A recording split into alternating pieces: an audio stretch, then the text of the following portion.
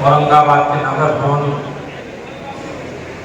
में आयोजित सामाजिक न्याय महासम्मेलन सह बहुजन समाज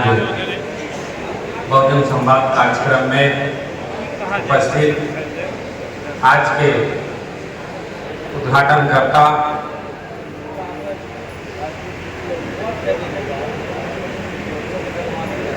पूर्व विधानसभा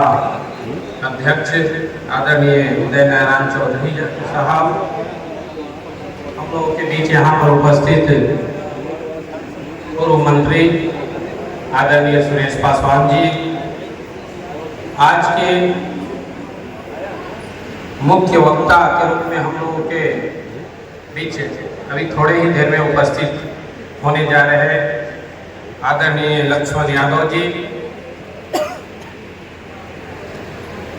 अखिल भारतवर्षीय चंद्रवंशी क्षत्रिय महासभा के सम्मानित राष्ट्रीय अध्यक्ष अशोक आजाद चंद्रवंशी जी, हम लोगों के बीच यहाँ पर उपस्थित आज विशिष्ट अतिथि के रूप में उपस्थित पूर्व राज्यसभा सांसद आदरणीय अली अनवर साहब, हम लोगों के बीच उपस्थित डॉक्टर पी.के. चौधरी साहब, अरविंद सहनी जी, एडवोकेट वीरेंद्र गोप जी समेत मंच में उपस्थित सभी सम्मानित आज के अतिथिगण और इस कार्यक्रम की अध्यक्षता कर रहे ओबीसी महासभा के सम्मानित जिला अध्यक्ष बड़े भाई उदय उज्ज्वल जी, साथ ही इस मौके पर औरंगाबाद जिला के कोने कोने से आए हुए आप तमाम अभिभावक और जो साथियों माताएं बहने और सम्मानित पत्रकार बंधुओं, मैं सभी को अपनी ओर से हार्दिक अभिनंदन करता हूं, स्वागत करता हूं। आज का यह ऐतिहासिक कार्यक्रम में आप सभी लोग उपस्थित हैं। सामाजिक न्याय महासम्मेलन सह बहुजन संवाद कार्यक्रम के आयोजन के लिए विशेषकर मैं ओबीसी जिला अध्यक्ष बड़े भाई उदय उज्ज्वल जी समेत उनके पूरी टीम को अपनी ओर से धन्यवाद देता हूं, बधाई देता हूं कि आप लोगों ने इतने बेहतर कार्यक्रम यहाँ पर आयोजन कर तमाम सामाजिक भाइयों को, सामाजिक न्याय में विश्वास रखने वाले भाइयों को एकत्रित करने का कार्य किए हैं। साथियों, बाबा साहब भीमराव अम्बेडकर जी का सपना था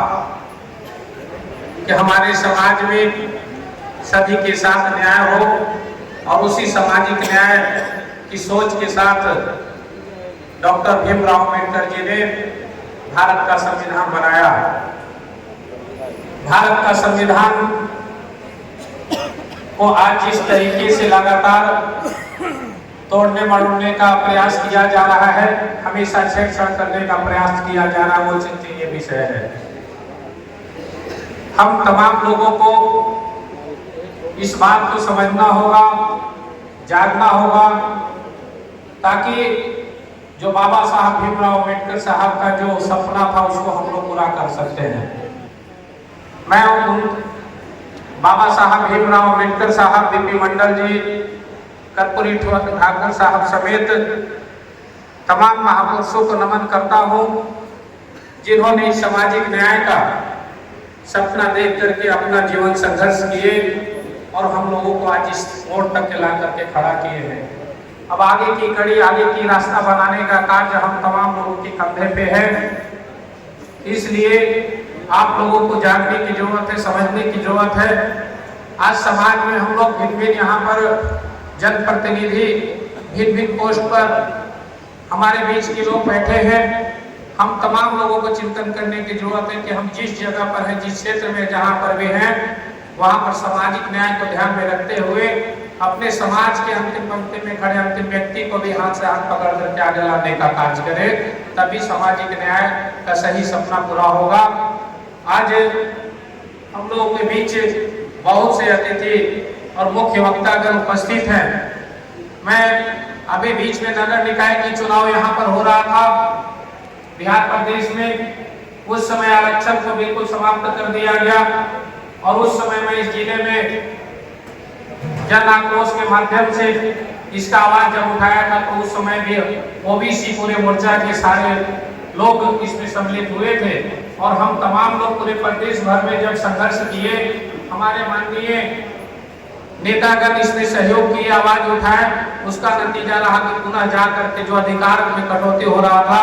उसको पुनः आरक्षण लागू करके चुनाव हुआ और तब जा करके सभी लोगों को उसमें आरक्षण के तहत लाभ मिलने का कार्य हुआ है।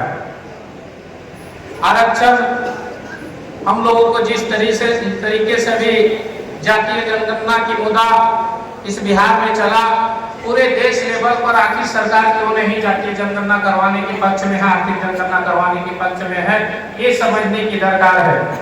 अगर घर में 5 भाई हैं तो आप अपने अधिकार, अपने हक के लिए आप प्रयासरत हैं, लड़ाई लड़ रहे हैं, तो आपके अंदर ईमानदारी होनी चाहिए। अगर आप ईमानदारी नहीं बरत रहे हैं तो निश्चित तौर पर कहीं ना कहीं आप दूसरे की हक मारने का प्रयास कर रहे हैं। जनगणना भी जस्ट वैसा ही है। अगर जनगणना होता है पूरे देश में, जिसकी जितनी संख्या होती है उसको उतना आरक्षण दे देते हैं तो फिर कहीं से भी कोई बेईमानी की बात नहीं रह जाता है। लेकिन जब मन में खटास है, मन में बेईमानी है, तो निश्चित तौर से उस जनगणना से सरकार पीछे हटती है। कुछ राजनीतिक पार्टियां उस जनगणना के नाम पर पीछे हटती है।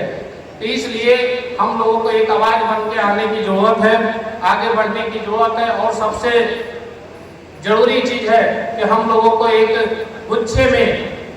मुट्ठे के रूप में एकत्रित रहने की जरूरत है, तभी जाकर के हम लोगों को सामाजिक न्याय मिल पाएगा और बेहतर समाज के लिए समाज में सामाजिक न्याय अति आवश्यक है। इस बात को समझना और हम लोगों को इसमें आगे बढ़ चढ़ करके भाग लेना है, साथ देना है। इन्हीं चंद शब्दों के साथ एक बार पुनः ओबीसी मोर्चा की पूरी टीम को मैं धन्यवाद देते हुए आप तमाम जिला के कोने कोने से आए हुए अभिभावक गण, माताएं, बहनें, नौजवान साथियों को मैं आभार प्रकट करता हूं और आज के इस कार्यक्रम को सफल करने और आप लोगों की मनोबल बढ़ाने के लिए आए हुए सभी अतिथियों को मैं आभार प्रकट करते हुए अपनी वाणी को विराम देता हूं। धन्यवाद।